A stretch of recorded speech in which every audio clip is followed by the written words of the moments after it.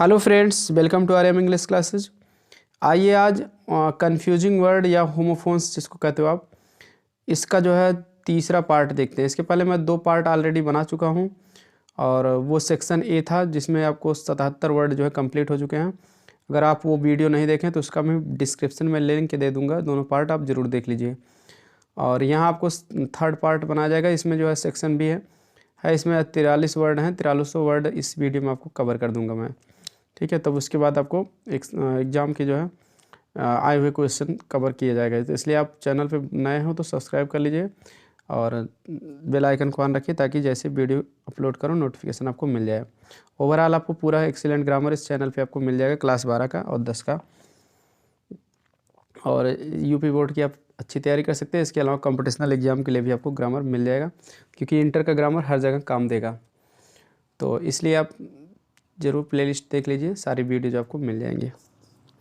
चलिए देखते हैं, वीडियो को शुरू करते हैं बिना किसी देरी के। तो ये होमोफोन्स हैं, समान ध्वनि वाले शब्द हैं या कन्फ्यूजिंग वर्ड हैं। तो इस तरह से आपको 2 शब्द दे दिए जाएंगे, इंटर में कह दिया जाएगा वाक्य का प्रयोग करिए। बाकी ये एसएससी वगैरह क्लोज टेस्ट में दे देंगे, इसका वर्ड का ज्ञान रहेगा तो आप सही ढंग से इसका प्रयोग कर ले जाएंगे। तो इसलिए हर जगह यूज़फुल होने वाला है। तो देखिए ऑलरेडी 2 है, ठीक है। तो एक ऑलरेडी माने सब तैयार, एक ऑलरेडी माने पहले से ही। आप कैसे जानोगे कि हाँ कौन सा कब यूज़ करना है? देखिए ऑल और रेडी अलग अलग रहेगा। तो ऑल माने सभी, रेडी माने तैयार, यानी सब तैयार। तो अगर देखिए ऑल और रेडी एक में जोड़ देंगे तो एक एल कम हो जाएगा। तो ऑलरेडी माने पहले से ही, कहते ना मैं तो ऑलरेडी खा चुका हूँ, मैं तो ऑलरेडी पढ़ चुका हूँ। इस तरह से बोलचाल में भी यूज़ किया था कि वह यह समाचार पहले ही सुन चुका था, ऑलरेडी सुन चुका था। तो इस तरह से ऑलरेडी सब तैयार, ऑलरेडी पहले से ही। तो ध्यान ये देना है कि एक आपको कम से कम दोनों आपको वर्ड को ज्ञान होना चाहिए और डिफरेंस दोनों में समझना चाहिए। बस एक आपको याद ही रहे तो एक और याद कर लीजिए, डिफरेंस समझ लीजिए तो आपको सब आराम से याद हो जाएगा। जैसे उदाहरण में प्रयोग हम देख लेते हैं ताकि आपको भूले ना। We are all ready to leave the place, हम सब स्थान छोड़ने के लिए तैयार हैं। दूसरा है I have already told you not to attend the meeting, मैं पहले से ही तुम्हें मीटिंग ना अटेंड करने के लिए बता चुका हूँ, ठीक है। पेपर में आपको चाहे यही वाक्य लिख दीजिए वाक्य में प्रयोग में, या फिर अपने हिसाब से दूसरा वाक्य भी बना सकते हैं। दूसरा वाक्य है अल्टरनेट। अल्टरनेट माने प्रत्येक दूसरा, बाय टर्न, ठीक है। अल्टरनेटिव माने दोनों में से कोई एक। जैसे अल्टरनेटिव क्वेश्चन आते हैं ना, विकल्प जिसको कहते हैं, दोनों में से एक विकल्प, ठीक है। अल्टरनेटिव जैसे 2 विकल्प रख दिया जाएगा, इसमें से कोई एक बताओ, तो अल्टरनेट विकल्प अल्टरनेटिव कहते हैं। और 2 विकल्प रहेंगे और प्रत्येक दूसरा को अल्टरनेट कहते हैं। जैसे ही goes to the doctor in on alternate days, वह डॉक्टर के पास अल्टरनेट डे जाता है, मतलब प्रत्येक दूसरे दिन जाता है। मतलब जैसे डॉक्टर कहते हैं एक दिन छोड़ के अगले दिन आना, 2 दिन की दवा दे रहा हूँ, तो इस तरह से अल्टरनेट डे उसको कहते हैं।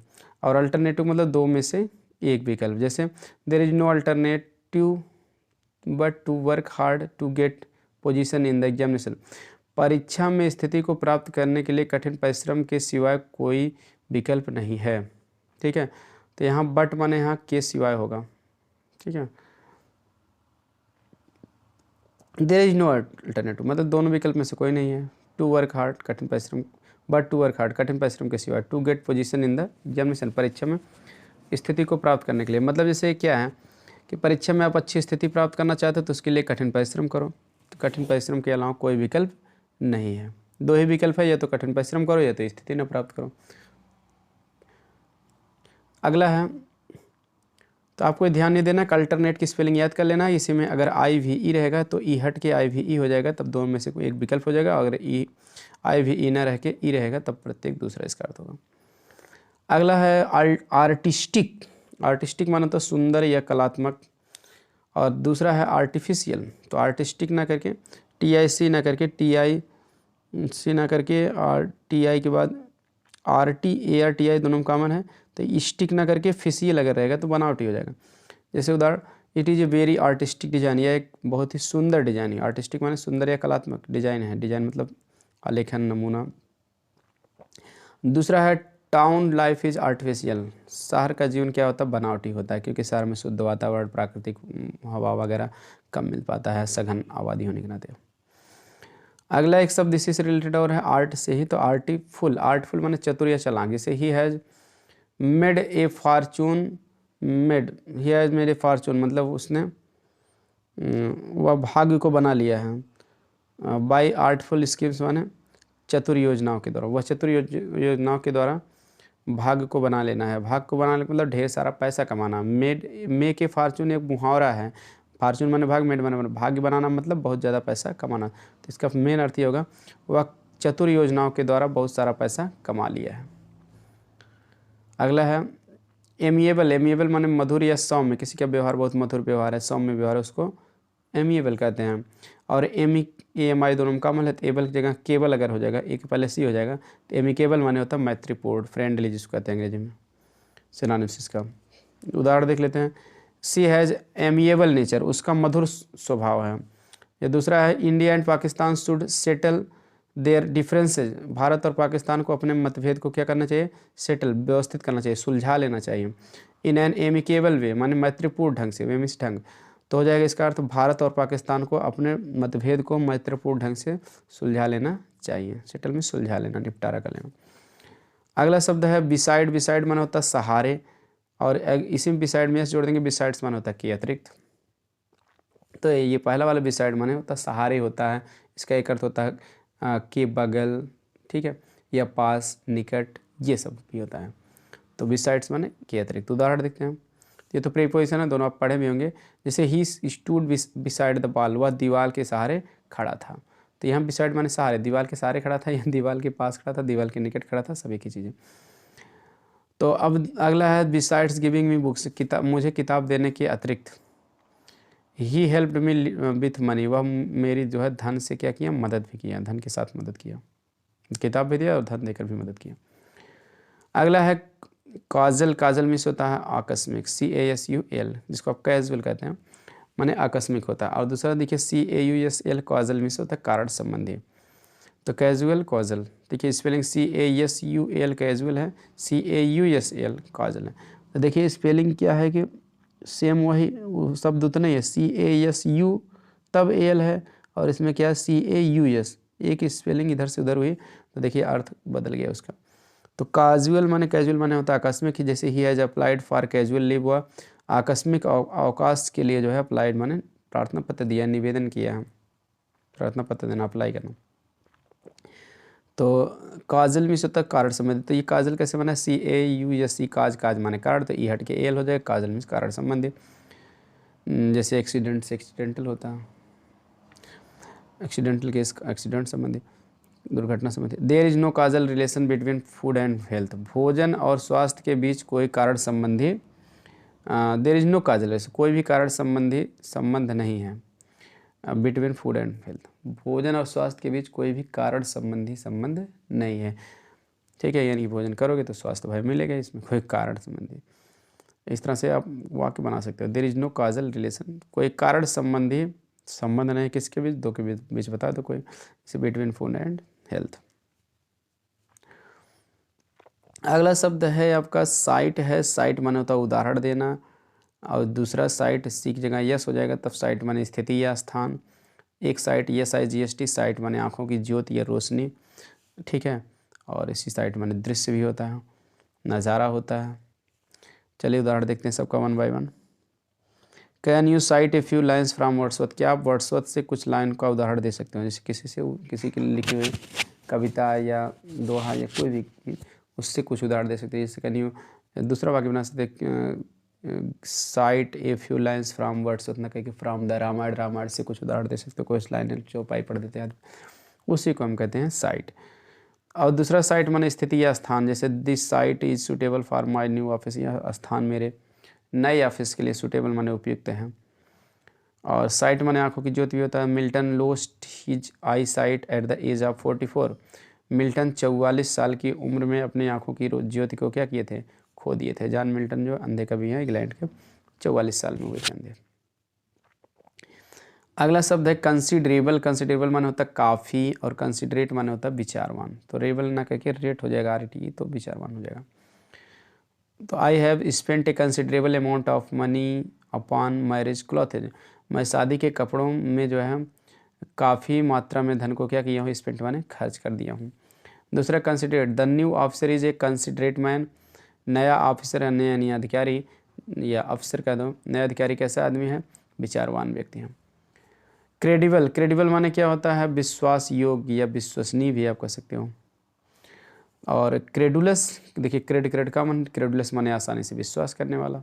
तो क्रेडिबल, क्रेडिबल माने that can be easily believe, जिस पर आसानी से विश्वास किया जा सके, जो विश्वास करने के एबल हो उसको क्रेडिबल कहते हैं। और क्रेडुलस माने अब जो विश्वास करता हो, विश्वास करने वाला आसानी से। उदाहरण, yours is not A credible story, तुम्हारी जो है एक विश्वास योग्य कहानी नहीं है, तुम्हारी कहानी जो है वो विश्वास योग्य नहीं है। दूसरा है ही इज़ ए क्रेडिबलस, वह इतना सो क्रेडिबलस, सॉरी ही सो क्रेडिबलस, वह इतना आसानी से विश्वास करने वाला है। दैट मीन्स कि ही ट्रस्ट एनीबॉडी, कि वह किसी भी व्यक्ति में विश्वास कर लेता। अगला है चाइल्डिश, चाइल्डिश माने मूर्खतापूर्ण। दूसरा चाइल्ड लाइक माने सरल या भोलापन, जैसे चाइल्ड लाइक माने बच्चों जैसा, या सरल या भोला भाला। ठीक है, जैसे कहते हैं ना your smile is child like, तुम्हारी मुस्कान कैसी है? चाइल्ड लाइक है, यानी एकदम सरल है, भोली भाली है। ठीक है, बच्चों जैसी है। और चाइल्डिश माने मूर्खतापूर्ण। ठीक है, चाइल्ड बच्चों जैसी हरकत करना, उसको चाइल्डिश कहते हैं। Aldous he is grown up, यद्यपि वो बड़ा हो गया, ग्रोन अप ने वयस्क हो जाना, बड़े उम्र का हो जाना। हिज हैबिट्स आर चाइल्डिश, फिर भी उसकी आदतें कैसी हैं? चाइल्डिश माने मूर्खतापूर्ण है, बचकानी है, चाहे कह दो। दूसरा है ही चाइल्ड लाइक सिंपलिसिटी, उसके ठीक है मतलब कि बच्चों जैसी सरलता, यानी कि उसका भोलापन, भोले भाले, उसका सरल भोला सरल, सिंपलिसिटी माने सरलता। ठीक है, ये भोली भाली सरलता प्लीजेज एवरीवन, प्रत्येक व्यक्ति को खुश कर देती है। तो उसकी भोली भाली सरलता प्रत्येक व्यक्ति को क्या करती है? खुश कर देती है। ये ऐसे भी कह सकते हैं, बच्चों जैसा भोलापन प्रत्येक व्यक्ति को खुश कर देता है, ऐसे भी सही। केयरलेस माने होता है लापरवाही, जो केयरलेस बॉय वह एक लापरवाह लड़का है। और केयरलेस की जगह केयर फ्री कर देंगे तो चिंता मुक्त हो जाएगा, इसी को उल्टा हो जाएगा। None is carefree in the noisy life of today, आज के शोरयुक्त जीवन में कोई भी आदमी चिंता मुक्त नहीं है। ठीक है, अगला तो केयरलेस मतलब लापरवाह, तो जो मतलब केयर ना करें, जिस वह लापरवाह लड़का है। और केयर फ्री मतलब एकदम चिंता से मुक्त हो जाना। ठीक है, तो इसलिए जो है केयर माने चिंता, फ्री माने मुक्त, स्वतंत्र, तो चिंता मुक्त हो जाना। तो मतलब आज के शोरयुक्त जीवन में कोई भी आदमी चिंता युक्त नहीं है, चिंता मुक्त नहीं है, कुछ ना कुछ सबको भाई, सब शोर शराबा चारों ओर हो रहा है, बम विस्फोट हो रहा है, आतंकवाद फैल रहा है, तमाम सारी बातें होती है। अगला है क्लासिक माने अत्युत्तम, जो बहुत अच्छा हो, अत्युत्तम हो। क्लासिकल माने शास्त्रीय। उदाहरण, the bravery of Rana Pratap is a classic example of patriotism, Rana Pratap की बहादुरी का, ठीक है, बहादुरी जो है, ये क्लासिक एग्जाम्पल माने अत्युत्तम उदाहरण है। आप पैट्रियाटिज्म, पैट्रियाटिज्म माने देशभक्ति की भावना, तो राणा प्रताप की बहादुरी देशभक्ति की भावना का एक अत्युत्तम उदाहरण है, माने बहुत अच्छा उदाहरण है, उनके अंदर देशभक्ति की भावना थी।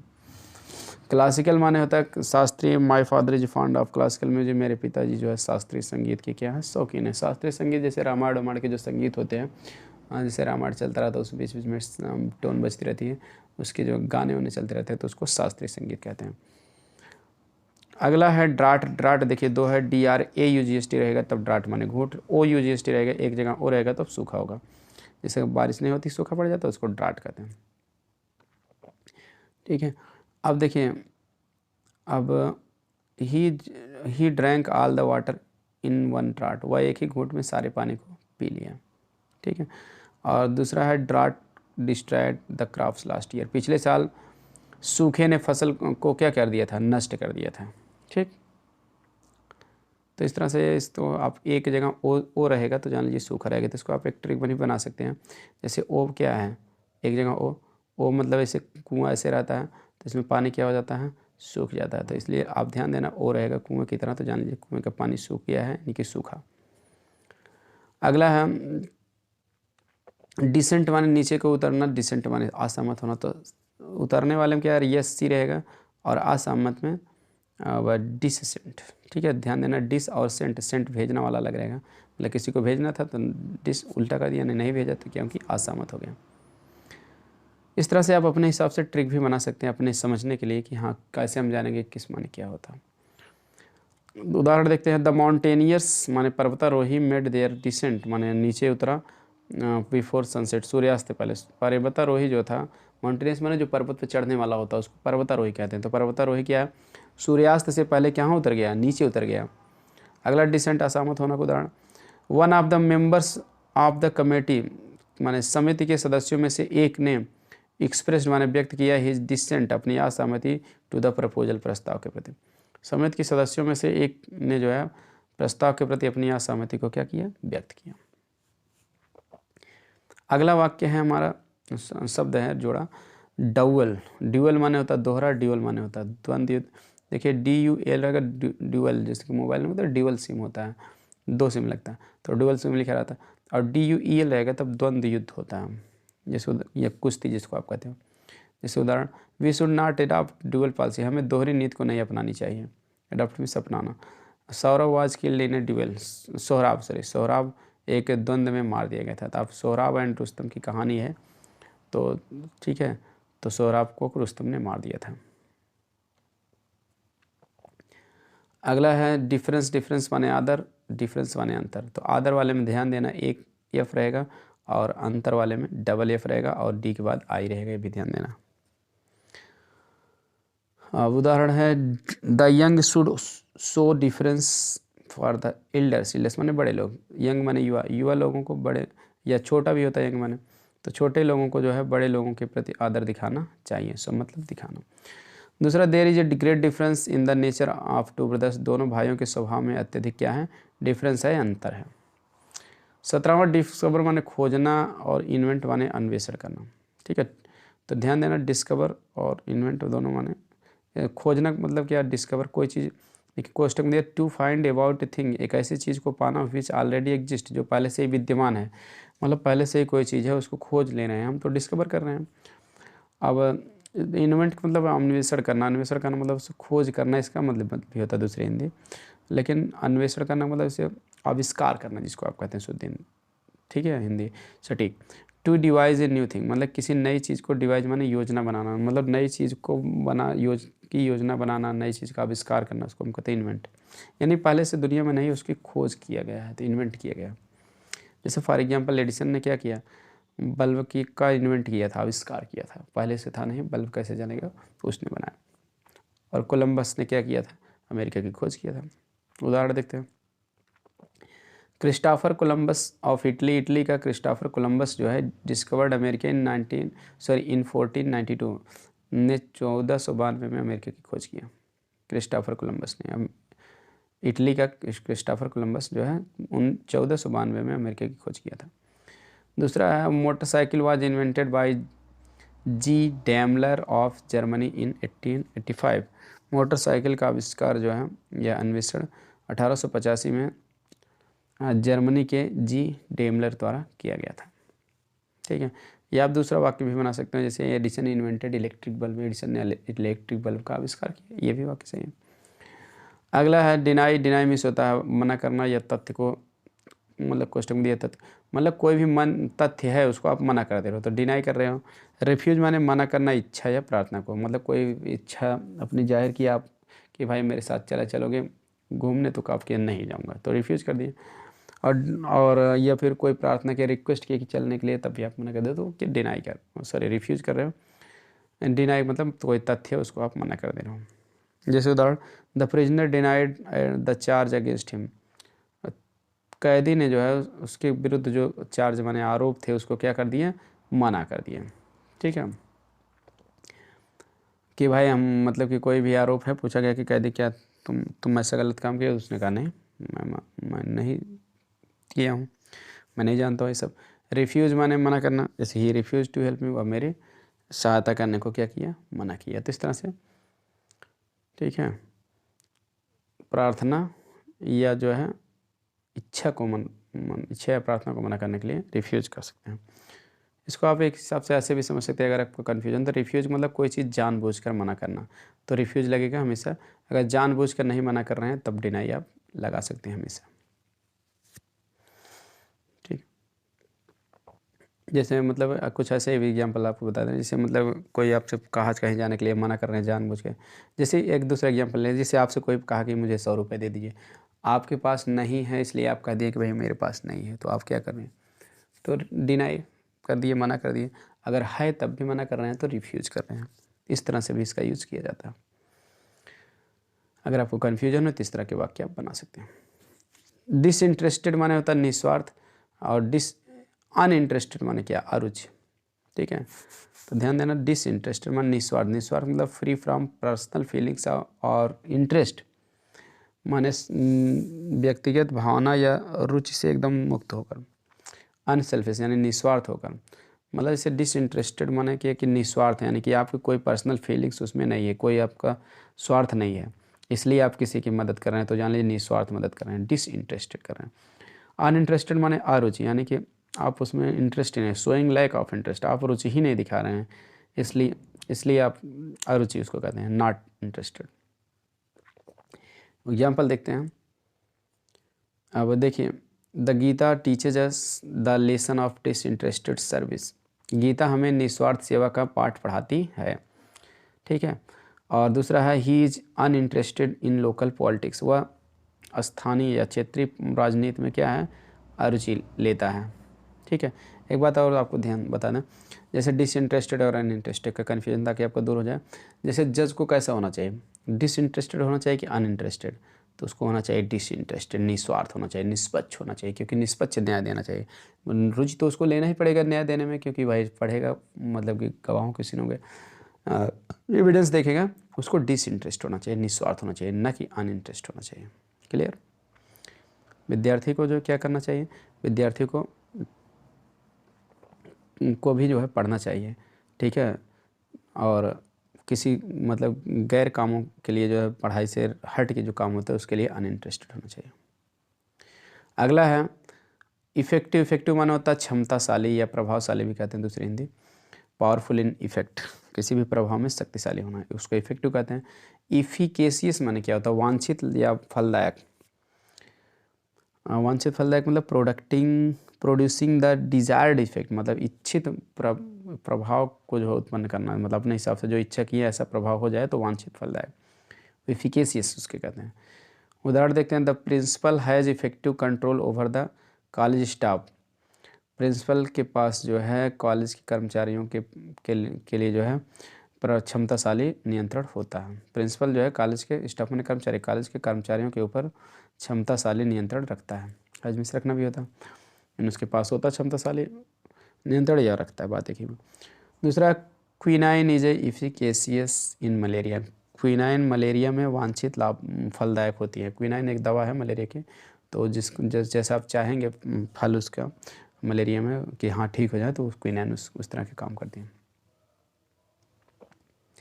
अगला है एग्जॉस्टिंग, एग्जॉस्टिंग माने थकाने वाली, एग्जॉस्टिव माने पूर्ण, थॉरा, थॉरा मीन्स होता है कंप्लीट।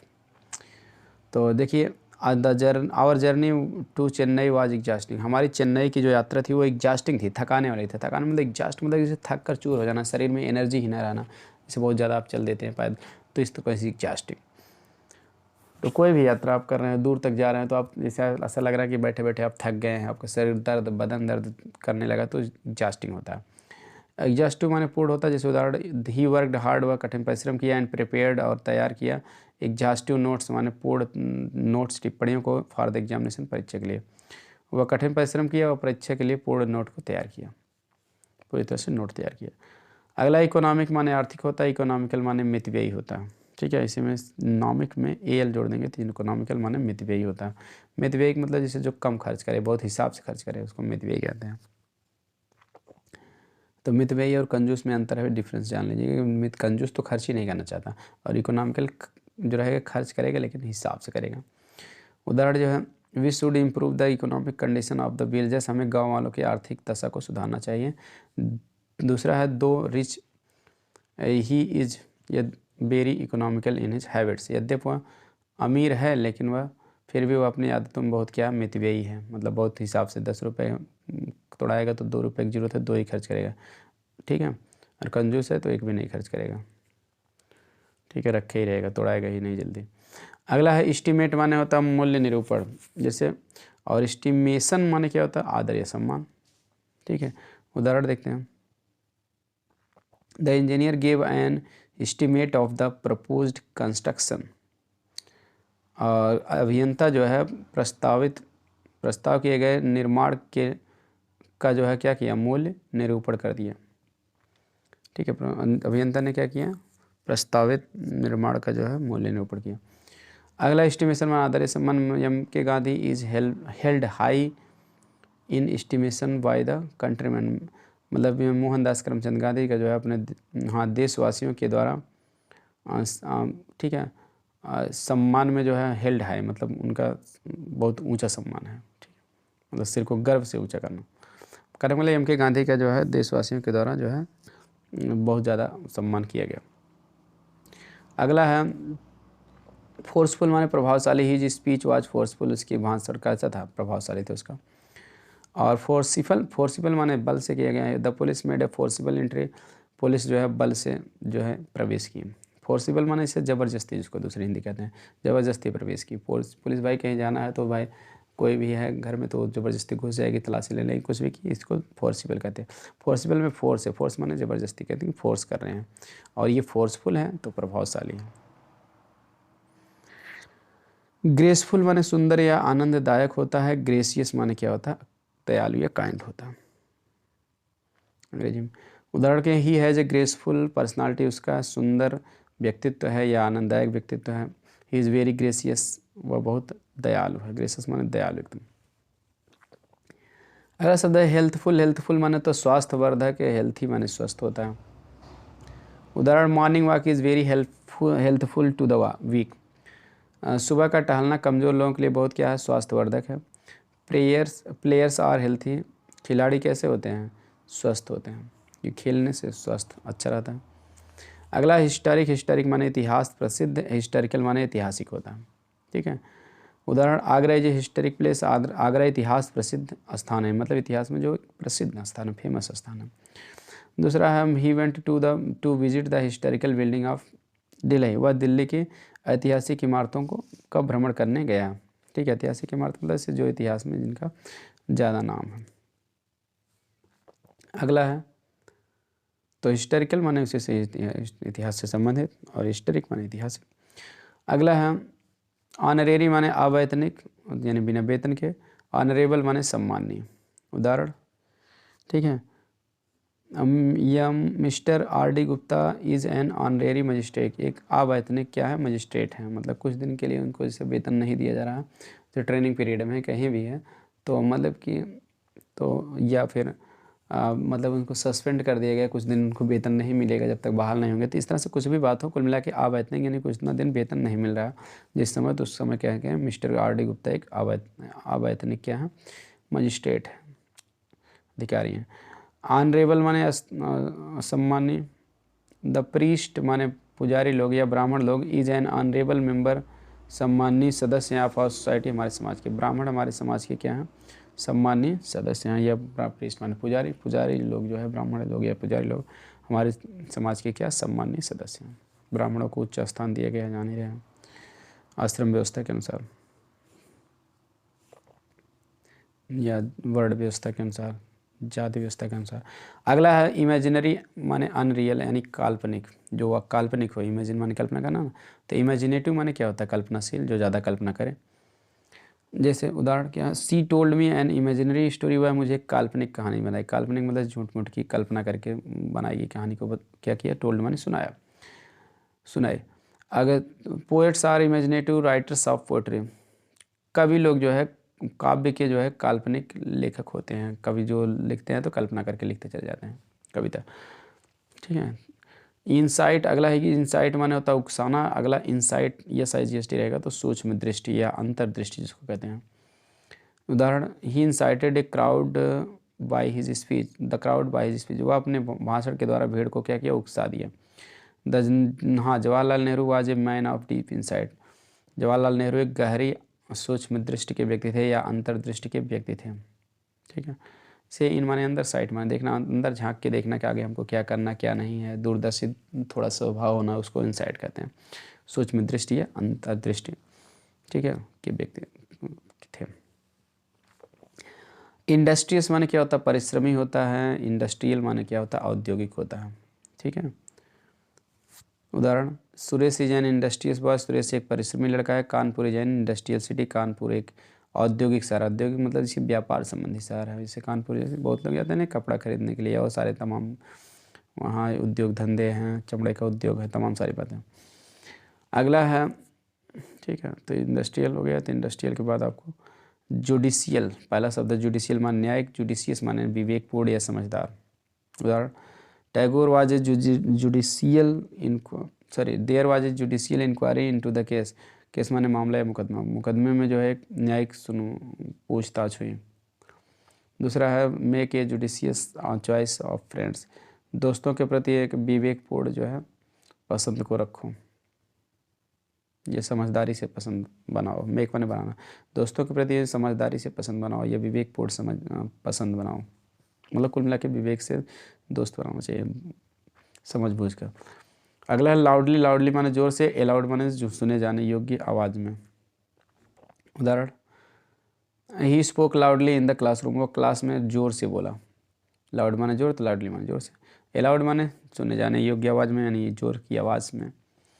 जैसे द टीचर स्पोक अलाउड, अध्यापक जो है जोर से बोला, सो दैट, ताकि the boys might listen to him, ताकि लड़के उनकी बात को क्या करें, सुन सकें। ठीक है, तो अलाउड मतलब सुने जाने योग्य आवाज़ में। द टीचर स्पोक अलाउड में सुने जाने योग्य आवाज़ में बोला, ताकि जो है बच्चे उनकी बात को सुन सकें। अगला है मेमोरेबल, मेमोरेबल माने होता है स्मरणीय, यानी याद करने योग्य। वर्थ रिमेंबरिंग, वर्थ माने योग्य, रिमेंबरिंग माने याद करने के, और मेमोरियल माने क्या होता है, स्मारक। उदाहरण, अगस्त 15 यानी 15 अगस्त 1947 1947 इज ए मेमोरेबल डे, एक याद स्मरणीय दिन है, यानी याद रखने योग्य दिन है। In the history of our country, हमारे देश के इतिहास में, हमारे देश के इतिहास में 15 अगस्त 1947 स्मरणीय दिन है।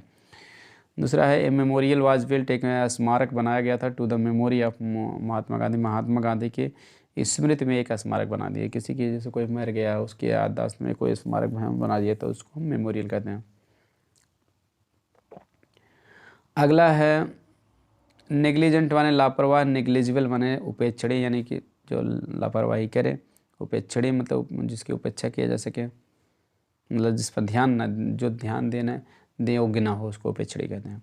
तो नेग्लिजेंट माने एकदम लापरवाह। जैसे उदाहरण देख लेते हैं, he was negligent of duties, वह कर्तव्य के प्रति क्या था, लापरवाह था। हेंस माने इसीलिए, डिसमिस्ड माने निकाल दिया गया, नौकरी से निकाल देना या अलग कर देना।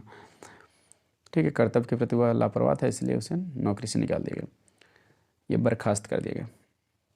नेग्लिजिबल मतलब उपेक्षणीय। जैसे द राइज ऑफ वाटर, पानी का राइज माने बढ़ जाना, लेवल माने स्तर, पानी के स्तर का बढ़ना इन रिवर नदी में इज नेग्लिजिबल, उपेक्षणीय है। अगला है प्रूडेंट, प्रूडेंट माने बुद्धिमान या समझदार, जैसे वाइज इंटेलिजेंट जिसको कहते हैं उसको प्रूडेंट कहते हैं। प्रूडेंशियल क्या होता है, दूरदर्शिता से परिपूर्ण, जो दूरदर्शिता से परिपूर्ण उसको हम प्रूडेंशियल कहते हैं। मार्क्ड बाई प्रूडेंस, यानी बुद्धिमानी से एकदम चिन्हित हो, परिपूर्ण हो। तो कुल मिला के प्रूडेंट माने बुद्धिमान या समझदार, उसको वाइज इंटेलिजेंट कहते हैं। प्रूडेंशियल माने दूरदर्शिता से परिपूर्ण। उदाहरण देख लेते हैं, वी शुड बी प्रूडेंट, हमें बुद्धिमान होना चाहिए या समझदार होना चाहिए। इन आवर थॉट्स, हमें अपने विचारों में, एंड डीड्स और कार्यों में, टू अर्न फेम, प्रसिद्धि कमाने के लिए, हमें प्रसिद्धि कमाने के लिए अपने विचारों और कार्यों में समझदार होना चाहिए। दूसरा है प्रूडेंशियल वाला, the progress of Agra college, Agra college की उन्नति है due to the prudential policy of the manager, manager के यानी माने प्रबंधक के दूरदर्शिता से परिपूर्ण नीति के कारण। ठीक है, तो हो जाएगा आगरा कॉलेज की उन्नति प्रबंधक के दूरदर्शिता से परिपूर्ण नीति के कारण है। अगला है प्रैक्टिकल, प्रैक्टिकल माने व्यवहारिक होता है। प्रैक्टिकेबल माने क्या होता है, व्यवहार में लाने योग्य। एबल माने क्योंकि योग्य होता है। उदाहरण, he is not a practical man, वह एक व्यवहारिक आदमी नहीं है। The scheme is not practicable, योजना व्यवहार में लाने योग्य नहीं है। It is an utopian, utopian माने काल्पनिक, यह काल्पनिक है। तो मतलब कि यार योजना व्यवहार में लाने योग्य नहीं, क्यों, क्योंकि यह योजना ही काल्पनिक योजना है। अगला है आपका, हाँ, प्रैक्टिकेबल के बाद रिस्पेक्टेबल, रिस्पेक्टेबल माने पूज्य या माननीय या सम्माननीय भी आप कहते हैं। डिजर्विंग रिस्पेक्ट, जो रिस्पेक्ट के डिजर्व माने योग्य, डिजर्व रिस्पेक्ट के योग्य हो उसको हम कहते हैं रिस्पेक्टेबल। और रिस्पेक्टफुल माने आदर सहित या सम्मानपूर्वक, हैविंग रिस्पेक्ट, जिसके पास सम्मान हो, जिसका सम्मान हो। उदाहरण, he comes from a respectable family, वह एक पूज्य परिवार से आता है या माननीय परिवार से आता है, यानी सम्माननीय परिवार से आता है। We should be respectful to our parents, हमें अपने माता पिता के प्रति आदर सहित रहना चाहिए या सम्मानपूर्वक रहना चाहिए। अगला है सेंसिबल। सेंसिबल माने समझदार, हैविंग सेंस, जिसके पास समझ हो वह है सेंसिबल। सेंस हो, सेंस माने समझ। सेंसिटिव माने भावुक होता है। उदाहरण देखते हैं तो भाव के संवेदनशील, सेंसिटिव उसको कहते हैं। ही इज सेंसिबल मैन, वह समझदार व्यक्ति है। One can depend upon his advice, व्यक्ति उसकी सलाह पर निर्भर कर सकता है या भरोसा कर सकता है। सी दूसरा, सी सेंसिटिव लेडी, वह भावुक महिला है। एंड गेट्स एंग्री सून, बहुत जल्दी क्रोधित हो जाती है किसी कोई। महिलाएं होती हैं बहुत जल्दी क्रोधित हो जाती हैं, रोने धोने लगती हैं, तो इस तरह से सेंसिटिव होती हैं, भावुक होती हैं। टॉलरेबल माने होता है सहने योग्य या सामान्य रूप से अच्छा। टॉलरेबल मतलब क्या, सहने योग्य या सामान्य रूप से जो अच्छा हो, सहन कर ले। टॉलरेंट माने क्या, उदार या सहनशील व्यक्ति। उदाहरण, द सर्वेंट फेल्ट दैट, नौकर ने महसूस किया कि हिज मास्टर्स बिहेवियर, उसके मालिक का व्यवहार, वाज टॉलरेबल, सहन करने योग्य था या सामान्य रूप से अच्छा था। अगला, Akbar was tolerant in his religious ideas, Akbar अपने धार्मिक विचारों में क्या था, टॉलरेंट माने उदार था या सहनशील व्यक्ति था। अगला है टेम्पोरेरी। टेम्पोरेरी माने क्षणिक या अस्थायी, और दूसरा टेम्पोरल। टेम्पोरल माने सांसारिक होता है। जैसे he was given A temporary appointment for 6 month, उसे 6 महीने के लिए जो है क्षणिक नियुक्ति दे दी गई थी, मतलब अस्थायी नियुक्ति दे दिया गया था। जैसे 6 महीने तक क्या अस्थायी नियुक्ति रहेगी, उसके बाद परमानेंट हो जाएंगे। टेम्पोरल मान सांसारिक, इसका भैया देख लेते हैं वाक्य प्रयोग। A king has a only temporal authority, राजा के पास केवल सांसारिक सत्ता होती है। ठीक है। अगला है वर्चुअल। वर्चुअल माने अप्रत्यक्ष, not real but having the effect of being real. Not real माने वास्तविक ना हो, लेकिन इफेक्ट माने प्रभाव ऑफ बीइंग रियल, सही वास्तविक होने का प्रभाव केवल वर्चुअल कहते हैं। जैसे उदाहरण किया, Gandhi ji was the virtual head of Congress party. Gandhi ji Congress party के मतलब क्या थे, अप्रत्यक्ष मुखिया थे। ठीक है। अगला है वर्चुअस माने गुणवान। He is a virtuous person, वह एक गुणवान व्यक्ति है। हाईली प्रेज्ड बाय ऑल, सबके द्वारा अत्यधिक प्रशंसा किए जाने वाला, मतलब वह सबके द्वारा अत्यधिक प्रशंसा किए जाने वाला गुणवान व्यक्ति है। वर्चुअस, जिसके पास बहुत ज़्यादा वर्चू है वो है वर्चुअस। वर्चू माने गुण होता है, अच्छी गुण, गुड क्वालिटीज। लास्ट है देखिए आपका विलिंग। विलिंग माने इच्छुक होता है, जो अपनी इच्छा से कुछ काम करे। विलफुल माने जिद्दी, यहाँ पूरी जिद पकड़ लेगी, इस काम को करके ही छोड़ेंगे। उदाहरण क्या है, he is always willing to help the poor, वह हमेशा गरीबों की मदद करने के लिए क्या रहता है, इच्छुक रहता है। दूसरा विलफुल माने जिद्दी, he is wilful boy of unmixing nature, वह ना मिलने जैसे स्वभाव का जो है जिद्दी लड़का है। ठीक है, मतलब उसका स्वभाव किसी से मैच नहीं करता, जिद्दी लड़का। तो इस तरह से आपका जो है होमोफोन्स ख़त्म हो गया। इसके बाद आपको वीडियो में होमोफोन्स के बोर्ड परीक्षा की एक्सरसाइज आपको करा दिए जाएंगे, और जो भी एक्सरसाइज हैं, इसलिए चैनल से जुड़े रहें। वीडियो पसंद आए तो लाइक सब्सक्राइब शेयर जरूर करें। मिलते हैं नेक्स्ट वीडियो में। हाँ, और इस चैनल पे आपको तैयारी एग्ज़ाम की पूरी करा दी जाएगी जल्दी। मिलते हैं नेक्स्ट वीडियो में। Thanks for watching video.